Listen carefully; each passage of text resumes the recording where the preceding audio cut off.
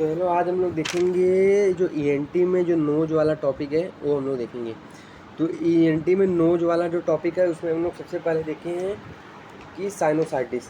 तो sinusitis basically क्या होता है, साइनस क्या होता है, साइनस क्या होता है, पैरानेजल साइनसिस क्या होता है, ये सब मैंने बता दिया है कि नोज वाले पार्ट में। तो उसको एक बार देख के आना। तो यहाँ से मैं स्टार्ट करूँगा, यहाँ से कॉम्प्लिकेशन ऑफ साइनोसाइटिस। तो कॉम्प्लिकेशन ऑफ साइनोसाइटिस मतलब क्या, किसी को अगर साइनस में जो है इन्फेक्शन हो जाए और उसकी वजह से साइनस में इन्फ्लामेशन हो जाए तो उसमें क्या क्या कॉम्प्लिकेशन आ जाए। कॉम्प्लिकेशन तभी आता है जब हम लोग उस बीमारी को क्या करें, ट्रीट ना करें। तो इसमें क्या क्या होता है, इसमें बेसिकली जो साइनस के अगल बगल वाले स्ट्रक्चर होते हैं ना, उनमें कॉम्प्लिकेशन होता है। तो अगल बगल वाले इन्फेक्शन, जैसे मैं बताऊं कि ये जो अपना आई बॉल है, ये पैरानेजल साइनसिस हो गया, ये पैरानेजल साइनसिस हो गया, ये अपना पैरानेजल साइनस हो गया, और ये यहाँ पे मैक्सिलरी साइनस हो गया। मतलब मैक्सिलरी साइनस का इसी का पार्ट है, पैरानेजल साइनस का ही। ये नेजल सेप्टम हो गए, और यहाँ वहाँ स्किन हो गई, ये सब फेशियल स्किन हो गई, यहाँ पे ब्रेन हो गया। तो बेसिकली अगर, और ये आई बॉल है, तो सपोज अगर किसी को पैरानेजल साइनस में क्या है, यहाँ पे इन्फेक्शन है, पैरानेजल साइनस में क्या है, इन्फेक्शन है। तो इन्फेक्शन कहाँ कहाँ जा सकता है, वो इन्फेक्शन बोनी एरिया में भी जा सकता है।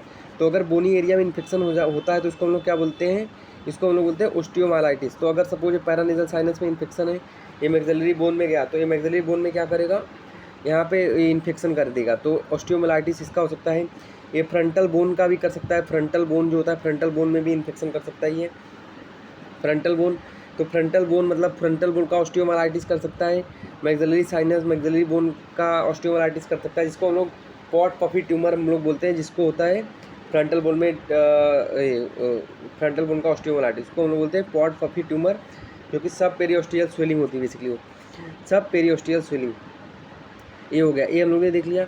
उसके बाद और इस इन्फेक्शन क्या होगा, जब यहाँ पे ब्रेन होता है ऊपर की तरफ, तो ब्रेन में भी इन्फेक्शन जा सकता है, तो उसको हम लोग मेनिंजाइटिस बोल सकते हैं उसको, अगर उसके लेयर में हो गया तो। अगर उसमें ब्रेन में हो गया तो इंसेफेलाइटिस हम लोग उसमें बोल सकते हैं, इसका हो जाएगा।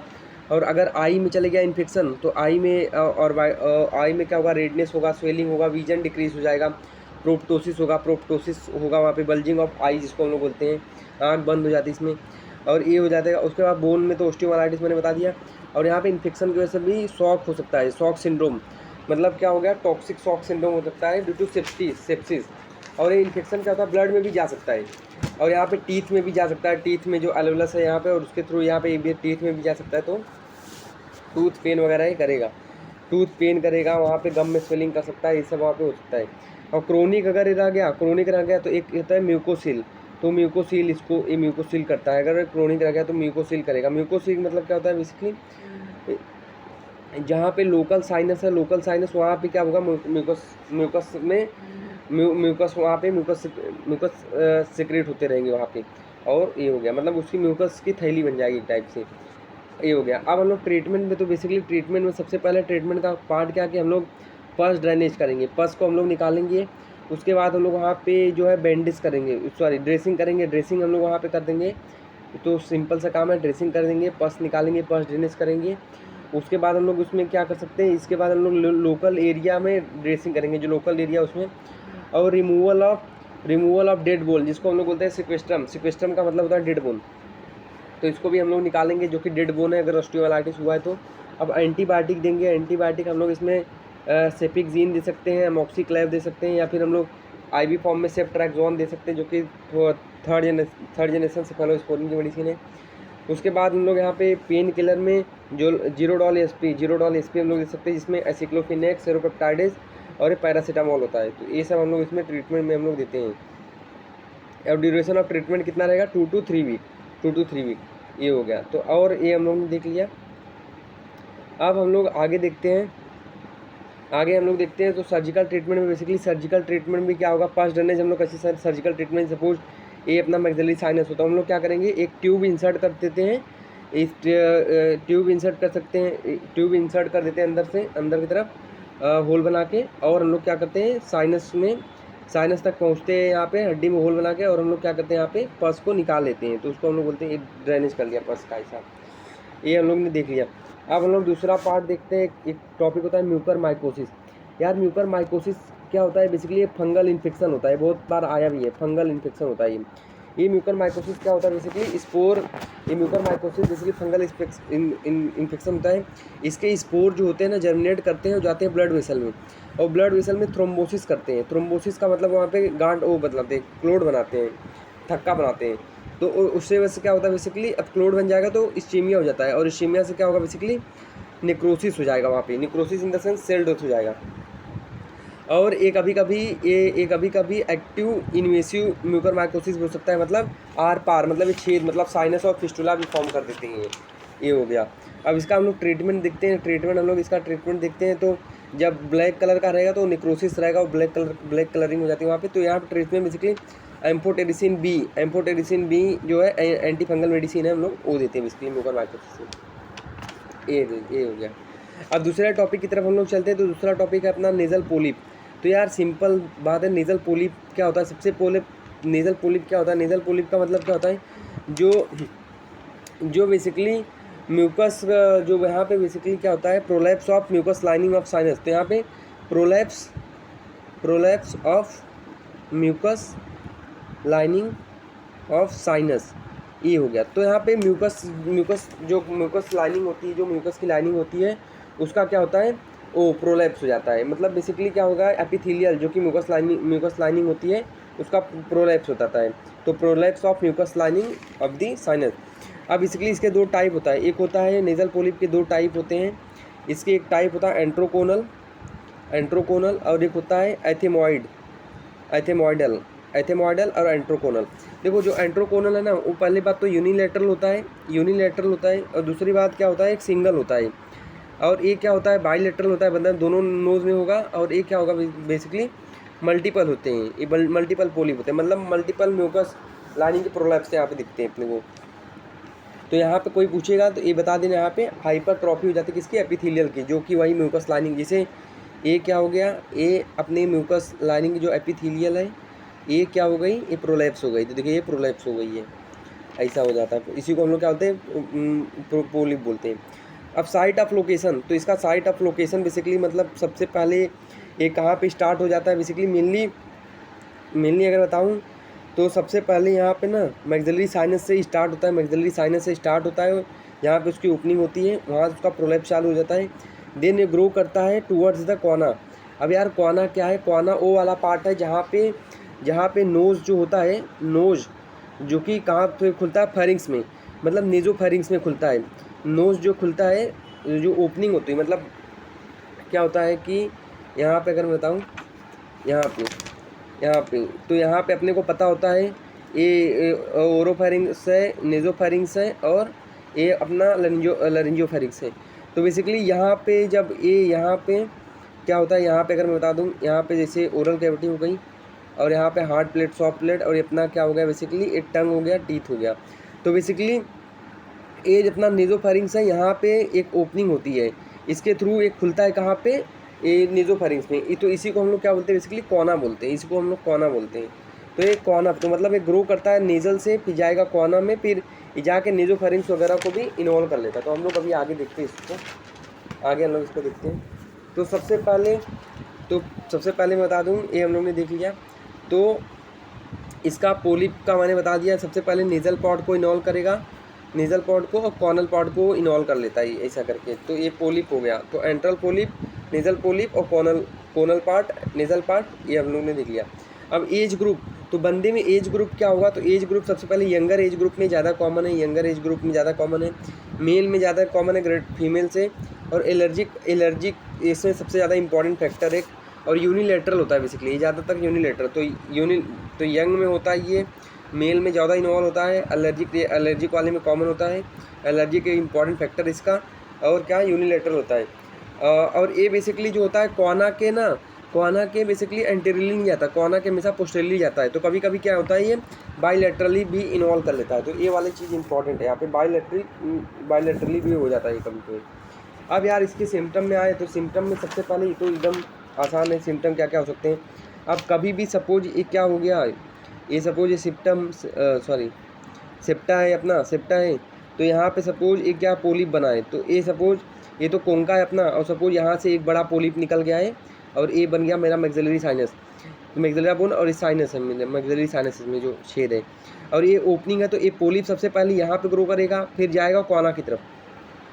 तो सबसे पहले कैसा होता है, यूनिलैटरल ऑब्स्ट्रक्शन करता है, यूनिलैटरल ऑब्स्ट्रक्शन। तो इसका मैं बता दूं, यूनिलैटरल ऑब्स्ट्रक्शन करेगा ये, यूनिलैटरल ऑब्स्ट्रक्शन। दूसरा क्या रहेगा, यहाँ पे यूनिनेसल डिस्चार्ज होगा, ग्रेइस ग्लिशरिंग ग्ले ग्लिशरिंग कलर का जो होगा डिस्चार्ज रहेगा। और उसका ब्रीदिंग डिफिकल्टी हो सकती है, वहाँ पे ब्रीदिंग डिफिकल्टी होगा, पर माइल्ड होगा। क्यों? क्योंकि एक ही जगह ऑब्स्ट्रक्शन है वहाँ पे। माउथ ब्रीदिंग होगा, पेशेंट को माउथ ब्रीदिंग होगा। This polyp can be bilateral, हम लोग अभी मैंने बताया, क्योंकि ये कोना से आके दूसरे नोज में भी जा सकता है, ऐसा करके। ये हो गया। अब हम लोग दूसरा देखते हैं, अब हम लोग आगे की तरफ देखते हैं, अब हम लोग आगे की तरफ देखते हैं। अब हम लोग देखते हैं कि इसमें क्या और क्या क्या होगा। अब ये पोलिप से सेकेंडरी इन्फेक्शन हो सकता है, सेकेंडरी बैक्टीरियल इन्फेक्शन, जिसकी वजह से क्या होगा वहाँ पे कि वहाँ पे पोलिप का जो सरफेस रहेगा, जो पोलिप का सरफेस रहेगा, पोलिप पे ही सेकेंडरी बैक्टीरियल इन्फेक्शन हो जाएगा। तो इसकी वजह से क्या होगा, इन्फ्लामेशन होगा और स्वेलिंग होगा, उसकी वजह से क्या होगा, ब्लीडिंग होगा। इसी को हम लोग क्या बोलते हैं, नोज से ब्लीडिंग हो तो एपिटेक्सिस, एपिटेक्सिस इसको हम लोग बोलते हैं, एपिटेक्सिस बोलते हैं इसको।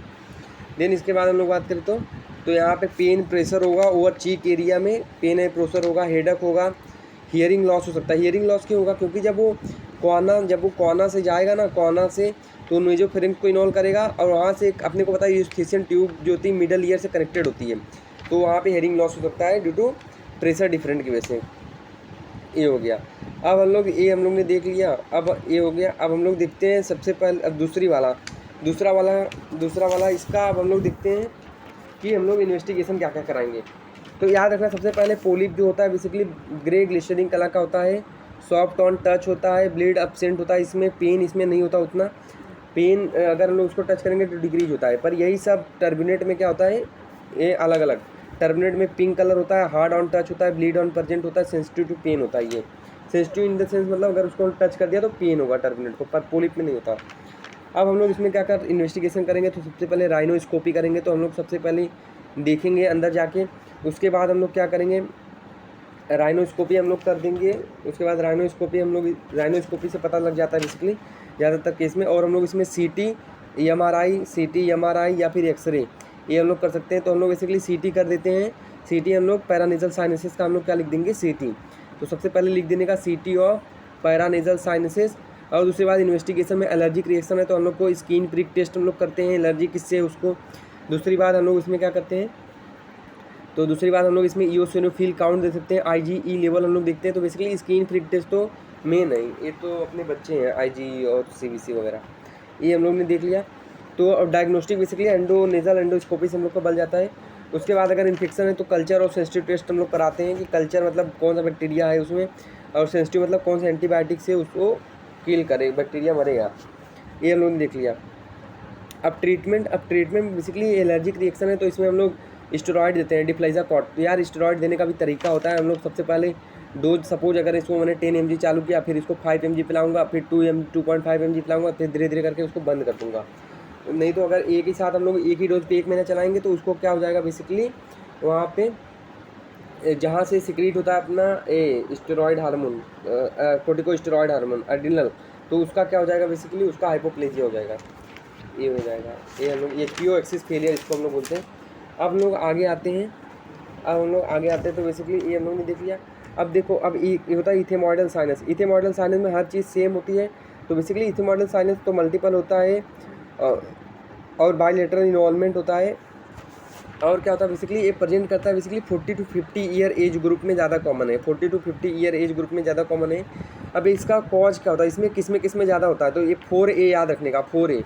तो 4A में ज़्यादा कॉमन होता है, इनको होने का चांसेस है। सबसे पहले अस्थमा, अगर जिसको एलर्जिक अस्थमा तो बेसिकली एलर्जिक होता जाता है, तो उसमें होता है। उसके बाद एलर्जिक राइनोसाइनोसाइटिस, उसमें होता है ये। और एलर्जिक फंगल साइनोसाइटिस, इसमें भी होता है ये। और एस्पिरिन इंटॉलरेंस। तो asthma, fungal sinusitis, allergic fungal sinusitis, allergic rhinosinusitis. Allergic fungal sinusitis में सबसे ज़्यादा कॉमन होता है ये, ऐसा करके ये याद रखने का, ये हम लोग को ये भूलना नहीं है। अब देखना, अब हम लोग ये देख लिए। अब एलर्जिक फंगल साइनोसाइटिस का कॉज क्या होता है ये भी मैं बता देता हूँ। क्या क्या होता है, सबसे पहले CRS मतलब क्रोनिक राइनोसाइनोसाइटिस, दूसरा सिलियरी डिसऑर्डर, तीसरा सिस्टिक फाइब्रोसिस और चौथा होता है चक स्ट्रॉ सिंड्रोम। तो ये 4 चीज़ें होती हैं जो कि कॉमन होती हैं। अब ये हो गया, एक होता है सेम्टस्ट्राइड। तो सेम्टस्ट्राइड करके याद रखने का, ये भी इसमें दिखेगा अपने एथिमॉइड इसमें। तो इसमें होता है aspirin intolerance plus asthma plus nasal polyp, ये 3 चीज़ें उसमें मिलती हैं, एस्पिरिन इंटॉलरेंस, अस्थमा और नेजल पोलिप। और ट्रीटमेंट हम लोग सेम देंगे। और ये हो गया, और हम लोग इसमें टेस्ट क्या कराएंगे, हम लोग इसको राइनोस्कोपी करके हम लोग इसको देख लेंगे। तो ये सब ये हो गया। तो याद रखना यार, किधर पे भी पोलिप बन जाए तो ENT डॉक्टर के पास जाके, आपको लग रहा है कि ऑब्स्ट्रक्शन है कहीं नाक में, तो ENT डॉक्टर के पास जाके राइनोस्कोपी कराएगा तो अपने हिसाब से करते हैं। तो ये हो गया, तो ये हो गया। अब हम लोग देखते हैं आगे। अब हम लोग आगे इन्वेस्टिगेशन हम लोग ने सब देख लिया। अब हम लोग देखते हैं आगे कि सबसे पहले अब हम लोग दूसरा टॉपिक देखते हैं फॉरेन बॉडी। तो फॉरेन बॉडी हम लोग देखते हैं कि नोज़ में अगर कोई फॉरेन बॉडी हो जाए तो क्या करेंगे। तो सबसे पहले फॉरेन बॉडी 2 तरफ से हो सकती है, ऑर्गेनिक, इनऑर्गेनिक।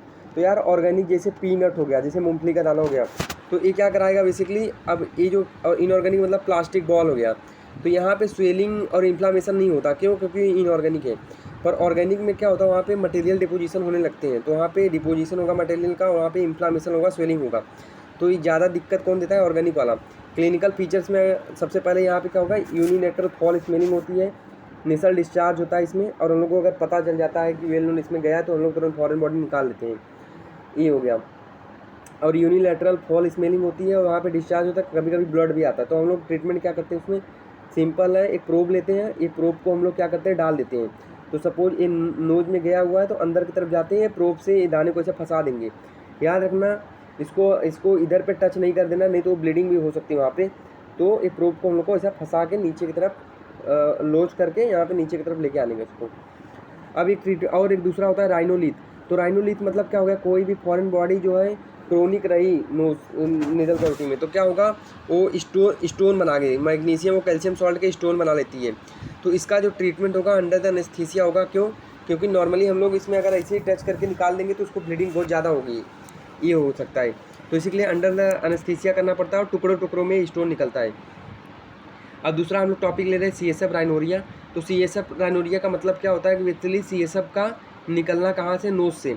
अब इसमें क्या होता है, इसमें हम लोग टेस्ट कराते हैं, बेसिकली बायोकेमिकल टेस्ट कराते हैं। और सबसे पहले वही मतलब उस सैंपल को हम लोग लेते हैं और भेज देते हैं लैब में फॉर टेस्टिंग ऑफ CSF। तो अगर CSF पॉजिटिव रहेगा तो वहाँ पे लिख के आ जाएगा CSF इज़ पॉजिटिव, मतलब CSF प्रेजेंट है वहाँ पे। दूसरा हम लोग इसमें ये हो गया। और दूसरा अब देखो, अब क्या कैसे CSF राइनोरिया हो सकता है। सबसे पहले एक तो ट्रोमा हो गया, कोई बंदे को RTA हो गया, रोड ट्रैफिक एक्सीडेंट और सर में लगा और उसकी वजह से उसको CSF राइनोरिया हो सकता है। दूसरा क्या होता है बेसिकली, दूसरा नॉन ट्रोमेटिक में कंजेनाइटल हो सकता है और हो सकता है उसकी नेजल सर्जरी हुई हो। और एक और होता है बेसिकली, एक और होता है स्पॉन्टेनियस मतलब अपने आप से आना, अपने आप से ऐसे ही आ रहा है, कोई कॉज नहीं है। तो इसका कॉज क्या होता है, स्पॉन्टेनियस CSF राइनोरिया, इसी को हम लोग बोलते हैं बिनाइन इंट्राक्रैनियल हाइपरटेंशन। इसका कॉजेस क्या है, 4F से याद रखने का, 4F से फर्टाइल, 40 और फीमेल। तो जो फीमेल है और जो फीमेल बहुत ज़्यादा मोटी है, जो फर्टाइल है और जो 50 ईयर की एज में है, उसको होने का ज़्यादा चांसेस है। अब इस साइट ऑफ लीकेज, तो साइट ऑफ लीकेज में मैं बस बोल दे रहा हूँ, तो इंट्राक्रैनियल फोसा से लीकेज हो सकता है, क्रिब्रिफॉर्म प्लेट्स हो सकता है, रूफ ऑफ इथेमॉइड में उससे हो सकता है, सब बोन्स के पार्ट है बेसिकली। उसके बाद जो है फ्रंटल साइनस में हो सकता है, सब जो है स्कल बोन के पार्ट है। मिडल क्रेनियल फोसास हो सकता है। इसका ट्रीटमेंट हम लोग क्या कराएंगे, इसमें इन्वेस्टिगेशन CT स्कैन या MRI करा सके हम लोग इसमें देख सकते हैं। ये हो गया इन्वेस्टिगेशन। हम लोग कैसे ये निकलेगा, इन्वेस्टिगेशन CT स्कैन हम लोग को कराना पड़ेगा, तो CT स्कैन से रूल आउट हो जाएगा, उसको है कि नहीं। और एक बार कभी कभी हम लोग इसका इन्वेस्टिगेशन खुद, इसका CSF इसमें है कि नहीं, इसका इन्वेस्टिगेशन हम लोग खुद से भी कर सकते हैं। इसको हम लोग क्या लेते हैं, एक ब्लूटिंग पेपर लेंगे या फिर टॉवल है उसको लेंगे और उसको 2-3 ड्रॉप डालने का। तो अगर यहाँ पे क्या होगा, सेंटर में दो कॉन्सेंट्रिक रिंग बनेगी, अंदर की तरफ CSF होगा और बाहर की तरफ जो होगा ब्लड होगा। तो उसी को अगर 2 कॉन्सेंट्रिक रिंग बन गई, अंदर CSF बाहर की तरफ ब्लड, तो इसको हम लोग बोल देंगे CSF पॉजिटिव है। इसी को हम लोग क्या बोलते हैं बेसिकली, ये हेलो साइन, ये याद रखने का, हेलो साइन इसी को हम लोग बोलते हैं। ये हो गया। अब ट्रीटमेंट में तो 90% पेशेंट जो होते हैं ट्रीटेड होते हैं by the medical and conservative treatment. अब सबसे पहले इंपॉर्टेंट क्या होता है, ICT, इंट्राक्रैनियल टेंशन को रिड्यूस करना, क्योंकि ट्रोमा भी है तो ट्रोमा में भी CSF अगर एनोरिया हो रहा है तो ICT वहाँ पे बढ़ता है, तो वहाँ पे ICT को कम करना। उसके बाद अवॉइड स्ट्रेनिंग, तो अवॉइड स्ट्रेनिंग मतलब वो खांसी आ रही है, खांसी उसको रोकना है, तो डेक्स्ट्रोमिथार्पन, लैक्टिलोज हम लोग इसको दे देंगे ताकि वहाँ पे कॉन्स्टिपेशन वगैरह ना हो। फिर उसको 30 डिग्री पे एलिवेट कर देंगे उसको। और ये हो गया। और हम लोग यहाँ पे एंटीबायोटिक दे देंगे, सिफिक्सिन, एमोक्सिक्लाइव वगैरह हम लोग देंगे ताकि सेकेंडरी बैक्टीरियल इन्फेक्शन हो जाए, तो प्रिवेंट द मेनिंजाइटिस और फिर इंसेफेलाइटिस। और रिड्यूस कर देंगे। और उसके बाद हम लोग CSF प्रोडक्शन को रिड्यूस कर देंगे एसिटाजोलामाइड से। एसिटाजोलामाइड हम लोग उसको दे देंगे, एसिटाजोलामाइड 250 mg ओरल हम लोग देंगे OD फॉर 7 to 10 डेज। ये हो गया। एसिटाजोलामाइड बेसिकली अगर मैं बता दूँ तो मुझे अभी भी याद है, कार्बोनिक अनहाइड्रेज इनहिबिटर है, ये कार्बोनिक अनहाइड्रेज इनहिबिटर है। ये हो गया। अब हम लोग साइट ऑफ लीकेज, कहाँ से साइट ऑफ लीकेज, अब मेन ट्रीटमेंट तो अगर सपोज इससे भी नहीं ठीक हो रहे हैं तो हम लोग सर्जरी लास्ट ऑप्शन होता है, तो इसमें हम लोग CT स्कैन से पता चल जाता है साइट ऑफ लीकेज क्या है। तो उस लीकेज को हम लोग क्या करते हैं, जहाँ से लीक हो रहा है उसको लीकेज साइट को हम लोग रिपेयर कर देते हैं। तो ये हो गया। तो लीकेज का जो साइट है उसको हम लोग क्या करेंगे, रिपेयर कर देंगे।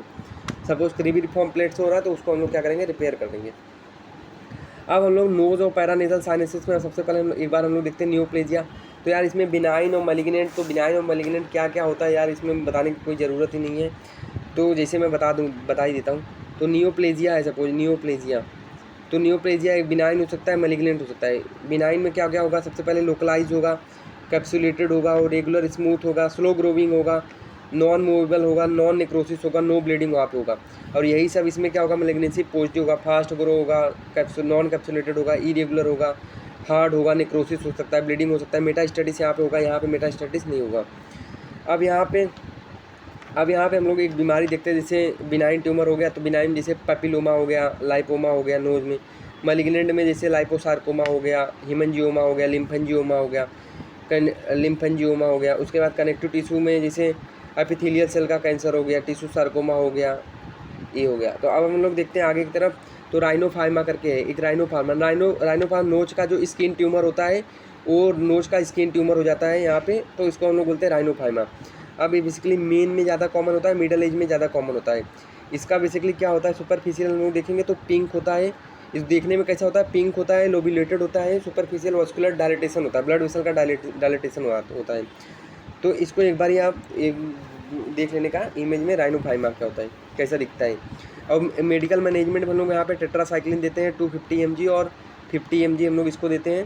और सर्जरी में हम लोग यहाँ पे CO2 लेज़र से हम लोग इसको ऑक्सीजन कर देते हैं। CO2 मतलब उसको निकाल देते हैं, ऑक्सीजन इन द सेंस निकाल देना। ये हो गया। तो टेट्रासाइक्लिन 250 mg हम लोग दे सकते हैं, या फिर इसको हम लोग बाई CO2 लेजर से इसको हम लोग क्या कर सकते हैं, ऑक्सीजन कर सकते हैं 250 mg टेट्रासाइक्लिन। अब हम लोग एक और हम लोग देखते हैं, दो ग्रेनुलोमेटस रिएक्शन। अब देखो ग्रेनुलोमा कब बनता है, in response of granulomatous reaction कब होता है, इन रिस्पॉन्स ऑफ बैक्टीरियल या कोई भी इन्फेक्शन हो जाए। तो जैसे हो गया राइनोस्पोरोडोसिस। राइनोस्पोरोडोसिस मतलब नेजल कैविटी के अंदर ना एक सहतूत जैसा बन जाता है, सहतूत जैसा एकदम, यहाँ पे सहतूत जैसा रहेगा एकदम, मलबरी टाइप का। मलबरी मतलब ये सहतूत जैसा ही होता है। तो इसमें बेसिकली क्या होता है, ग्रेनुलोमा, ये क्या होता है बेसिकली, ग्रेनुलोमा होता है response of the fungal infection. ये हो गया। तो ये फंगल का नाम है राइनोस्पोरोडियम सिवरी, राइनोस्पोरोडियम सिवरी। और इसका ट्रीटमेंट क्या होता है, इसका ट्रीटमेंट हम लोग एंटी फंगल देते हैं, जैसे फ्लुकोनाजोल हो गया 150 mg OD हम लोग इसको दे देते हैं। अब एक होता है राइनोस्क्लेरोमा। तो राइनोस्क्लेरोमा में भी सेम टाइप है, एक बैक्टीरियल इन्फेक्शन के रिस्पॉन्स में ग्रेनुलोमा बनता है इसमें। और ये लैरिंग्स, ट्रैकिया, नोजोफेरिंग सबको इन्वॉल्वमेंट कर लेता है। तो इसका देखो बेसिकली स्टेज होता है इसका, राइनोस्क्लेरोमा का। स्टेज 1 में क्या होता है बेसिकली, कैटरल इन्फ्लामेशन होता है वहाँ पे। दूसरा वहाँ पे क्या होगा, प्रोलिफरेशन मतलब ग्रेनुलोमा बनेगा वहाँ पे। तीसरा वहाँ पे क्या होगा, नोडुलर अल्सर, वहाँ पे अल्सर फॉर्म होगा। चौथा स्टेज क्या होगा, अधेशन फाइब्रोसिस, ये सब हो जाए वहाँ पे। ट्रीटमेंट हम लोग यहाँ पे स्टेरॉइड हम लोग दे सकते हैं, स्ट्रेप्टोमाइसिन, और ये हम लोग देते हैं इसमें, क्योंकि बैक्टीरियल है तो स्ट्रेप्टोमाइसिन और स्टेरॉइड के अंदर, ताकि वो लिमिटेड हो जाए। ये हो गया। अब हम लोग आगे देखते हैं, ये हम लोग ने देख लिया। अब हम लोग ने आगे देखते हैं। तो बेसिकली कंजेनाइटल स्वेलिंग कभी कभी नोज में होती है बचपन से ही, तो हो सकता है वो जो है कि जो यहाँ पे क्रिस्टा गलाई है, क्रिस्टा गलाई गली क्या होता है, क्रिस्टा गलाई जो बोन होती है वो नोज और बोन को सेपरेट करती है, नोज और ब्रेन को सेपरेट करती है, नोज और ब्रेन को सेपरेट करती है क्रिस्टा गलाई। तो इसकी वजह से क्या होगा, क्रिस्टा गलाई एब्सेंट है तो जो ब्रेन होगा वो क्या हो जाएगा, हर्निएट हो जाएगा, मतलब नोज में ही आ जाएगा, उसके स्वेलिंग हो जाएगी उसकी वजह से। तो ये यहाँ पे इंसेफेलोफेल मेनेंजियो सेल और इंसेफेलोसेल दिखने को मिल सकता है अपने को। अब उसके बाद ये कभी कभी CNS का जो है एक्स्ट्रानेजल ग्लियोमा हो जाता है। ये क्या होता है, connective tissue of the glial cell. तो ग्लियाल सेल बेसिकली क्या होता है, ये सब सेल्स होते हैं जो कि ब्रेन को क्या करते हैं, सपोर्ट करते हैं, ये नर्वस सिस्टम के सपोर्टिव, जैसे न्यूट्रोसिट प्रोवाइड करते हैं, जैसे न्यूट्रिशन प्रोवाइड करते हैं, जैसे ग्लियाल सेल का जैसे एस्ट्रोसाइट हो गया, डेंड्रोसाइट्स हो गया, ये सब। अब हम लोग आगे देखते हैं, तो आगे हम लोग देखते हैं एक इम्पॉर्टेंट टॉपिक है, इसको भी हम लोग देखते हैं।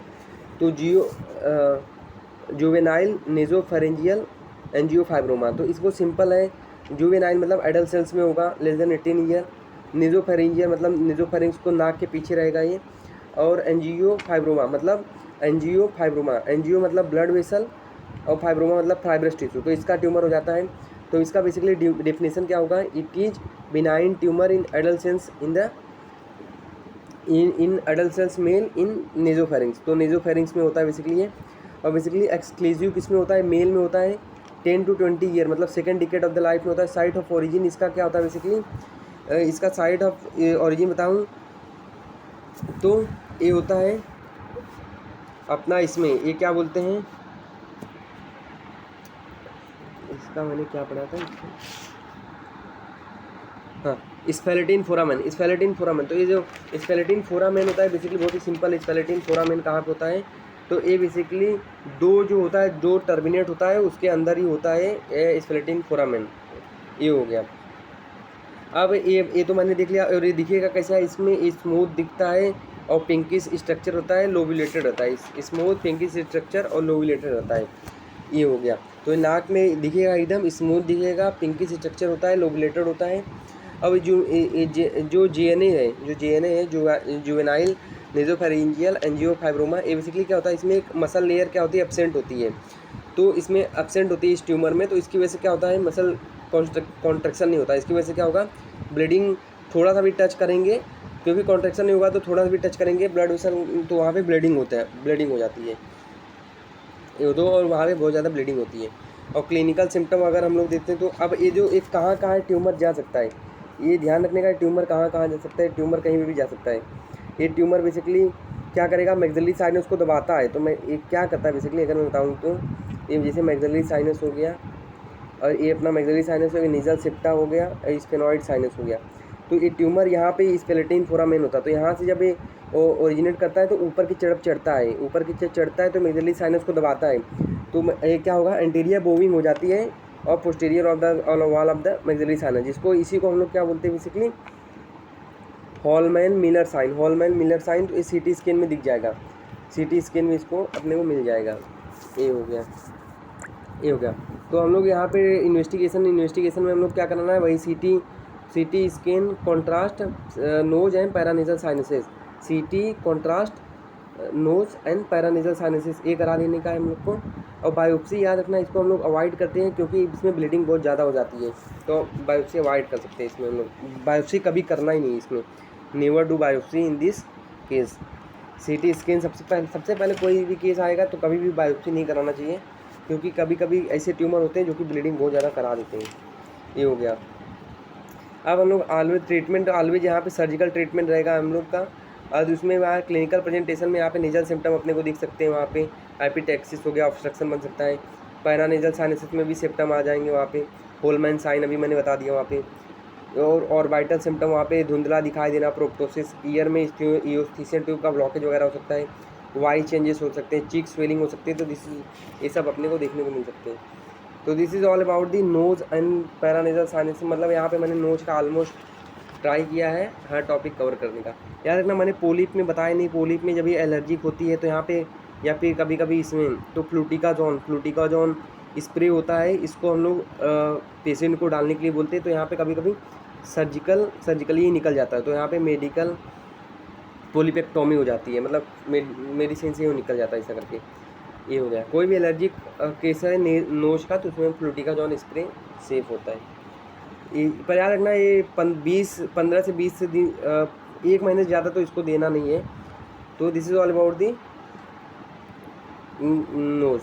तो हम लोग ने पूरा कवर कर लिया नोज़।